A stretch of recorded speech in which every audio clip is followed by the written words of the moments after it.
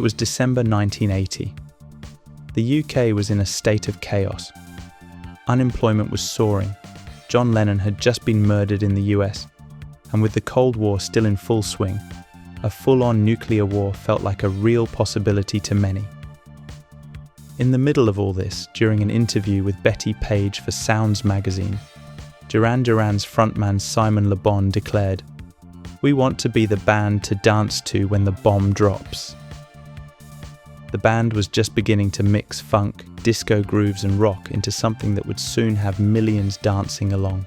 There was Simon Le Bon from Pinner in North London, a seasoned guitarist from the Northeast, Andy Taylor, and three lads from the Midlands, Nick Rhodes on synths, John Taylor on bass, and Roger Taylor on drums. They'd been making waves in the local scene for a couple of years, working out of the Rum Runner nightclub in Birmingham. Le Bon had only joined halfway through 1980, after a few singers had come and gone. But by December, this lineup was ready to make a serious impact. The music scene was shifting. Punk was fading. A new wave was taking over, with synths and rock blending into something fresh. The moment was right for a band like Duran Duran to rise. Their record label, EMI, chose Planet Earth as the first single. It came out in February 1981 and reached number 12 in the UK charts. It wasn't the best song on the album, but what it lacked in depth, it made up for in style. It was different, clearly something new. Even the band knew it wouldn't be their biggest hit. As Andy Taylor wrote in his book, Wild Boy, My Life in Duran Duran, Girls on Film was always going to be a bigger hit, but the plan was to wait until we'd built up a bit of a profile. Recorded at Red Bus Studios on Edgware Road in London, Planet Earth captured this fresh new romantic style that was just emerging, both in the sound and the band's look in the music video. MTV hadn't launched yet, but Duran Duran were about to become a perfect fit for that world. The song had a mysterious, slightly cryptic post-punk pop feel, a tone that would come to define many of Le Bon's lyrics. The single was also important in shaping the band's visual identity. EMI Records brought in Malcolm Garrett to design the sleeve for Planet Earth and the upcoming album. Speaking recently to XS Noise, Garrett, now honoured as a member of the Order of the British Empire for his contributions to design, shared his thoughts on how it all started. Rob Waugh, who was the label manager at EMI Records, told me this was a band with a fresh vision. Apart from that, I was basically given free rein. They were calling themselves New Romantic, which was emerging in a post-punk world. I don't remember getting a specific brief. Rob knew my work with Buzzcocks and magazine and just let me get on with it. The band had taken their name from Duran Duran, a character in the sci-fi film Barbarella, which I also happened to be a fan of. That gave me a bit of extra insight into what they were about, Garrett continued.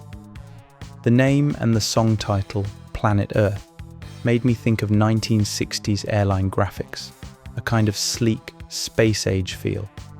I wanted to go for something clean and modern, a big shift away from the punk-style DIY visuals that already felt dated. I also wanted to build a graphic system that could carry across future releases. Something consistent, almost like a brand identity, but still rich and bold. As for the album cover, Garrett said, "I'm not sure who picked the Finn Costello photo for the cover, but I made sure it followed that clean, modern aesthetic we kept throughout the album campaign. The chrome foil details on the logo and images gave it that blend of glamour and futurism. The inner sleeve photos came from 16mm film stills taken during a promo video shoot for Careless Memories by ID Magazine's Perry Haynes and Terry Jones. I always aimed to connect the printed design with the emerging visual world of music videos." In his memoir, In the Pleasure Groove, John Taylor said Garrett's Duran Duran logo is still his favourite. It was classy. It said we are the new breed. Careless Memories came out in April 1981. It didn't do well commercially, only getting to number 37, but it's packed with energy and angst, and the band have kept it in their live set for decades. It was actually one of 3 sets of lyrics Le Bon brought along when he first auditioned for the band. The album also marked a big moment for producer Colin Thurston, who was making a name for himself. As well as working with Bow Wow Wow, Human League and Magazine, he'd also engineered on Bowie and Iggy Pop's Berlin sessions for The Idiot and Lust for Life. Drummer Roger Taylor said Thurston's gritty drum sound was inspired by that work with Bowie, and it really stands out, especially on the opener, Girls on Film. That track became as famous for its cheeky, provocative Godley and Creme video as for its catchy hooks. It was the 3rd and final single from the album, and gave the band their first top 10 hit, reaching number 5 in the UK in July 1981, just a month after the album dropped. Nick Rhodes's camera shutter synth effect at the start, combined with Roger and Andy Taylor's rhythm work, became iconic. While Girls on Film pokes fun at the fashion and modelling world, the band also had a deeper, darker side, something that helped set them apart from many of their peers who didn't have the staying power Duran Duran would go on to show. One track that highlights this is Anyone Out There. Never released as a single and rarely played live, it's still one of the most underrated songs on the album, and possibly their whole career. It's full of longing and loneliness with lines like, I tried to sleep last night, but I've caught you dreaming about days we used to wander away. Andy Taylor's lead guitar sets the tone, and John Taylor's bass, especially in the outro, is brilliant. The eerie To the Shore closes out side 1. It's not the strongest track on the album, but its sparse vocals and solid rhythm section give it atmosphere. Side 2 kicks off with Night Boat, which starts with a moody cinematic intro from Rhodes and the Taylors before Le Bon comes in. The video is like a mini horror film, complete with a squad of underwater zombies.